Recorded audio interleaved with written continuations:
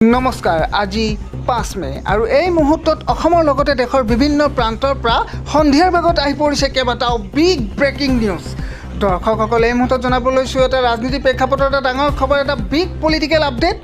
পৰাজয়ৰ নৈতিক দায়িত্ব স্বীকাৰ গৌৰৱ গগৈ ৰাহুলে তুলিলে লগতে ভোট চুৰিৰ অভিযোগ আশা কৰা ধৰণে ফল নাপালে কংগ্ৰেছে বিজেপিৰ অভূতপূৰ্ব জয়ৰ বিপৰীতে ধূলিসাৎ হ'ল প্ৰধান বিৰোধী দল কংগ্ৰেছ বিজেপিৰ হাতত ধাৰাশায়ী হোৱাৰ পিছত সামাজিক মাধ্যম যোগে নিজৰ প্ৰতিক্ৰিয়া ব্যক্ত কৰিছে প্ৰদেশ কংগ্ৰেছৰ সভাপতি গৌৰৱ গগৈ সামাজিক মাধ্যম যোগে গৌৰৱ গগৈয়ে কয় যোৱাকালি ঘোষণা হোৱা অসম বিধানসভা নিৰ্বাচনৰ ফলাফলত প্ৰকাশ পোৱা অসমবাসী ৰাইজৰ ৰায় আমি সম্পূৰ্ণ বিনম্ৰতাৰে গ্ৰহণ কৰিছোঁ আৰু এই নিৰ্বাচনত আমাৰ পৰাজয় স্বীকাৰ কৰিছোঁ লগতে যিসকল ভোটাৰ ৰাইজে বিৰোধী মিত্ৰজোঁটৰ প্ৰাৰ্থীসকলৰ ওপৰত বিশ্বাস ৰাখি ভোটদান কৰিলে তেওঁলোকক আন্তৰিক ধন্যবাদ আৰু কৃতজ্ঞতা জ্ঞাপন কৰিছোঁ এই নিৰ্বাচনত জয়লাভ কৰা প্ৰতিগৰাকী প্ৰাৰ্থীলৈ আন্তৰিক অভিনন্দন আৰু শুভেচ্ছা জ্ঞাপন কৰিছোঁ আশা কৰোঁ তেওঁলোকে ৰাইজৰ আশা আকাংক্ষা পূৰণ কৰি ৰাজ্যৰ উন্নতি শান্তি আৰু সমৃদ্ধিৰ স্বাৰ্থত নিষ্ঠাৰে কাম কৰিব সামাজিক মাধ্যম যোগে এনেদৰে প্ৰতিক্ৰিয়া ব্যক্ত কৰিছে গৌৰৱ গগৈ প্ৰদেশ কংগ্ৰেছৰ সভাপতিগৰাকীয়ে লগতে কয় আমি এই পৰাজয়ৰ অভিজ্ঞতাৰ পৰা শিক্ষা লৈ আগন্তুক দিনসমূহত আত্মবিশ্লেষণ কৰি দলক শক্তিশালী কৰি তোলাৰ লগতে অধিক দৃঢ়তা আৰু প্ৰতিশ্ৰুতিৰে ৰাজ্যৰ সেৱাত নিয়োজিত হ'ম যোৰহাটৰ ৰাইজে দিয়া সিদ্ধান্ত মই নতশিৰে গ্ৰহণ কৰিছোঁ ৰাজ্যৰ জনাদেশ অনুসৰি আমি এক দায়িত্বশীল বিৰোধী দল হিচাপে নিষ্ঠাৰে নিজৰ দায়িত্ব আৰু কৰ্তব্য পালন কৰিম চৰকাৰৰ ভাল কামত আমি সহযোগ কৰিম আৰু চৰকাৰৰ জনবিৰোধী নীতিসমূহৰ ক্ষেত্ৰত আমি সদায়ে ৰাজ্যৰ পক্ষত থাকি বিৰোধিতা কৰি যাম নিৰ্বাচনী প্ৰচাৰৰ সময়ছোৱাৰ লগতে বিগত কেইমাহমান ধৰি অসমৰ বিভিন্ন প্ৰান্তৰ ৰাইজে আমাৰ প্ৰতি যি অকৃত্ৰিম মৰম স্নেহ আৰু আশীৰ্বাদ প্ৰদান কৰিলে তাৰ বাবে আমি সকলোকে আন্তৰিক ধন্যবাদ আৰু গভীৰ কৃতজ্ঞতা জ্ঞাপন কৰিছোঁ ইপিনে অসম আৰু পশ্চিমবংগৰ নিৰ্বাচনত কংগ্ৰেছৰ শোচনীয় পৰাজয়ৰ পিছতেই সামাজিক মাধ্যমত এই সন্দৰ্ভত প্ৰতিক্ৰিয়া প্ৰকাশ কৰি দলটোৰ জ্যেষ্ঠ নেতা ৰাহুল গান্ধীয়ে পুনৰ ভোট চুৰিৰ প্ৰসংগ উত্থাপন কৰে ৰাহুল গান্ধীয়ে এক্সৰ এটা পোষ্টত বিজেপিক এই চুৰি কাৰ্যত নিৰ্বাচন আয়োগে সহায় কৰা বুলি উল্লেখ কৰি কয় অসম আৰু বংগ দুয়োটা নিৰ্বাচন বিজেপিয়ে ইচিৰ সহযোগত চুৰি কৰা হৈছে বুলি স্পষ্ট হৈছে আমাৰ মতামত মমতাজীৰ সৈতে একেই বংগত 100ৰো অধিক আসন চুৰি কৰা হৈছে এই পদ্ধতি আগতেও দেখিছোঁ মধ্যপ্ৰদেশ হাৰিয়ানা মহাৰাষ্ট্ৰ লোকসভা 2024 আদিত এই দেখিছোঁ এনেদৰে ডাঙৰ অভিযোগ তুলিছে ৰাহুল গান্ধী এতিয়া দৰ্শকসকলে এই মুহূৰ্তত আহি পৰিছে এটা ডাঙৰ খবৰ এটা ব্ৰেকিং নিউজ শীঘ্ৰে ৰাজ্যপালৰ হাতত পদত্যাগ পত্ৰ দাখিল কৰিব মুখ্যমন্ত্ৰী হিমন্ত বিশ্ব শৰ্মাই ভংগ হ'ব শীঘ্ৰে ৰাজ্যপালৰ হাতত পদত্যাগ পত্ৰ দাখিল কৰিব মুখ্যমন্ত্ৰী ডক্টৰ হিমন্ত বিশ্ব শৰ্মাই ইয়াৰ পিছতে ভংগ হ'ব হিমন্ত বিশ্ব শৰ্মাৰ মন্ত্ৰীসভা নতুন চৰকাৰ গঠনৰ বাবে সাজু বিজেপি মিত্ৰজোঁট নতুন চৰকাৰ গঠনৰ বাবে ইতিমধ্যে সাজু হৈছে বিজেপিৰ মিত্ৰজোঁট পুনৰ মুখ্যমন্ত্ৰী হিচাপে শপত ল'ব ডক্টৰ হিমন্ত বিশ্ব শৰ্মাই 2-3 দিনৰ ভিতৰত চূড়ান্ত হ'ব দিন-বাৰ শপত গ্ৰহণ অনুষ্ঠানলৈ আমন্ত্ৰণ জনোৱা হ'ব প্ৰধানমন্ত্ৰী নৰেন্দ্ৰ মোদী বিজেপিৰ ৰাষ্ট্ৰীয় সভাপতি নীতিন নবীনৰ উপস্থিতিত কেইঘণ্টামানৰ ভিতৰতে নিৰ্ধাৰণ হ'ব শপত গ্ৰহণৰ তাৰিখ শীঘ্ৰে ৰাজ্যপালৰ হাতত পদত্যাগ পত্ৰ দাখিল কৰিব মুখ্যমন্ত্ৰী ডক্টৰ হিমন্ত বিশ্ব শৰ্মাই এতিয়া আগবাঢ়ো আজি পৰৱৰ্তী গুৰুত্বপূৰ্ণ খবৰটোলৈ দৰ্শকসকলে এই মুহূৰ্তত জনাব লৈছোঁ এটা ডাঙৰ খবৰ এটা বিগ ব্ৰেকিং নিউজ নিৰ্বাচনী ফলাফলৰ পিছতে বাংলাদেশীক ধমক মুখ্যমন্ত্ৰীৰ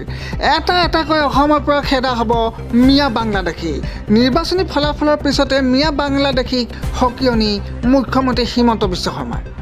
নিৰ্বাচনী ফলাফলৰ পিছতে বাংলাদেশীৰ বিৰুদ্ধে কঠোৰ মুখ্যমন্ত্ৰী হিমন্ত বিশ্ব শৰ্মা কেৱল উচ্ছেদে নহয় বাংলাদেশীৰ বিৰুদ্ধে চলিব একশ্যন এইবাৰ বিচাৰি অসমৰ পৰা খেদা হ'ব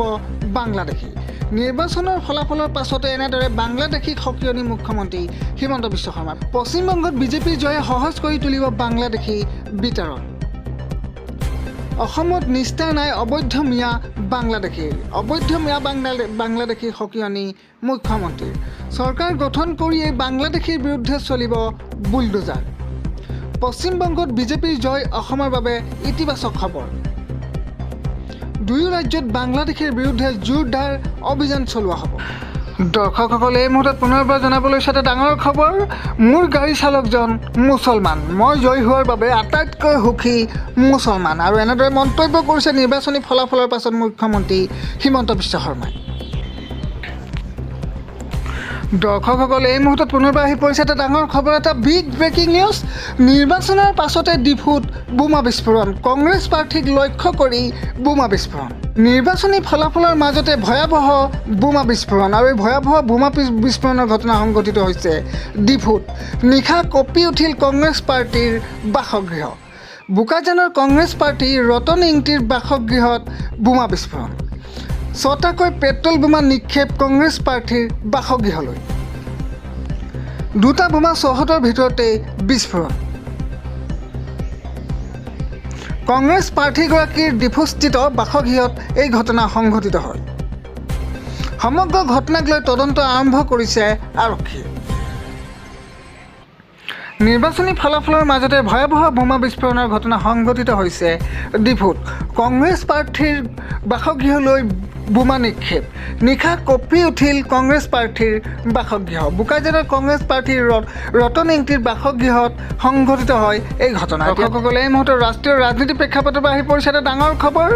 মোদী মেজিক 10,000ৰো অধিক ভোটত পৰাস্ত হ'ল মমতা বেনাৰ্জী বংগত নিজ সমষ্টিতে শোচনীয় পৰাজয় মমতা বেনাৰ্জীৰ মমতাৰ দুৰ্গতে মমতাক থকা হৰকা কৰিলে বিজেপি প্ৰাৰ্থীয়ে শুভেন্দু অধিকাৰীৰ সন্মুখত ধাৰাসাৰী অগ্নিকন্যা মমতা বেনাৰ্জী 10,000ৰো অধিক ভোটত পৰাস্ত হ'ল মমতা বেনাৰ্জী নিজ সমষ্টিতে 10,000 ভোটত পৰাস্ত হ'ল মমতা বেনাৰ্জী মমতাৰ দুৰ্গ হিচাপে পৰিচিত আছিল বংগৰ সেই সমষ্টি 15 বছৰ অন্তত বেংগলত নিজৰ ক্ষমতা হেৰুৱালে মমতা বেনাৰ্জীয়ে মমতাৰ দুৰ্গতে মমতাক থকা হৰকা কৰিলে বিজেপি প্ৰাৰ্থীয়ে নিজ সমষ্টিতে 10,000ৰো অধিক ভোটৰ ব্যৱধানত পৰাস্ত হ'ল মমতা বেনাৰ্জী শুভেন্দু অধিকাৰীৰ সন্মুখত ধাৰাসাৰী অগ্নিকন্যা মমতা বেনাৰ্জীত দৰ্শকসকল এই মুহূৰ্তত জনাবলৈ লৈছে এটা ডাঙৰ খবৰ জুবিনক লৈ ৰাজনীতি কৰাৰ বাবে মুখ ঠেকেচা খালে কংগ্ৰেছে বিজেপি জেএনজিয়ে দেখুৱালে এইবাৰ চমক জুবিনক লৈ নিকৃষ্ট ৰাজনীতি কৰাৰ বাবে মুখ ঠেকেচা বিৰোধীৰ আৰু এই মন্তব্য কৰিছে মুখ্যমন্ত্ৰী হিমন্ত বিশ্ব শৰ্মাই জুবিন গাৰ্গ ৰাজনীতিৰ ঊৰ্ধত আৰু জুবিন গাৰ্গ ৰাজনীতিৰ ঊৰ্ধত কংগ্ৰেছে ৰাজনীতিলৈ জুবিনক টানি জনসমৰ্থন হেৰুৱালে কংগ্ৰেছৰ পৰাজয়ৰ অন্যতম কাৰণ এইটোৱে এনেদৰে সংবাদ মাধ্যমৰ আগত মন্তব্য কৰিছে নিৰ্বাচনৰ ফলাফলৰ পাছতে মুখ্যমন্ত্ৰী হিমন্ত বিশ্ব শৰ্মাই জুবিনক লৈ কৰা ৰাজনীতিৰ বাবে অসমৰ ৰাইজে শাস্তি দিলে কংগ্ৰেছক অসমত বিৰোধীৰ জেএনজিৰ ঢৌ নচলিল নিৰ্বাচনত বিজেপিৰ জেএনজিয়ে দেখুৱালে চমক নিৰ্বাচনত জয়ী হোৱা একমাত্ৰ কংগ্ৰেছী বিধায়কো আহিব বিজেপিলৈ নিৰ্বাচনত জয়ী হোৱা একমাত্ৰ কংগ্ৰেছী বিধায়কো আহিব বিজেপিলৈ ফলাফলৰ পিছতে আকৌ বৃহৎ ইংগিত মুখ্যমন্ত্ৰী হিমন্ত বিশ্ব শৰ্মাৰ জুবিনক লৈ নিকৃষ্ট ৰাজনীতি কৰাৰ বাবে মুখ ঠেকেচা বিৰোধীৰ এনেদৰে বিৰোধীক কটাক্ষ মুখ্যমন্ত্ৰী হিমন্ত বিশ্ব শৰ্মাৰ জুবিনক লৈ নিকৃষ্ট ৰাজনীতি কৰাৰ বাবে মুখ ঠেকেচা খাইছে বিৰোধীয়ে এনেদৰে মুখ্যমন্ত্ৰী হিমন্ত বিশ্ব শৰ্মাই মন্তব্য কৰিছে দৰ্শকসকলে এই মুহূৰ্তত ৰাষ্ট্ৰীয় প্ৰেক্ষাপটৰ পৰা আহি পৰিছে এটা ডাঙৰ খবৰ এটা ব্ৰেকিং নিউজ বংগ বিজয়ৰ পিছতেই যুদ্ধংদেহী ৰূপত প্ৰধানমন্ত্ৰী নৰেন্দ্ৰ মোদী অবৈধ অনুপ্ৰৱেশকাৰীৰ বিৰুদ্ধে পশ্চিমবংগত চলিব অভিযান বংগ বিজয়ৰ পিছতে যুদ্ধংদেহী ৰূপত প্ৰধানমন্ত্ৰী নৰেন্দ্ৰ মোদী বংগ বিজয়ৰ পিছতে যুদ্ধংদেহী ৰূপত প্ৰধানমন্ত্ৰী নৰেন্দ্ৰ মোদী অবৈধ অনুপ্ৰৱেশকাৰীৰ বিৰুদ্ধে পশ্চিমবংগত চলিব অভিযান বিকাশ আৰু উন্নয়নৰ বাবে দিনে ৰাতি একাকাৰ কৰি কাম কৰিব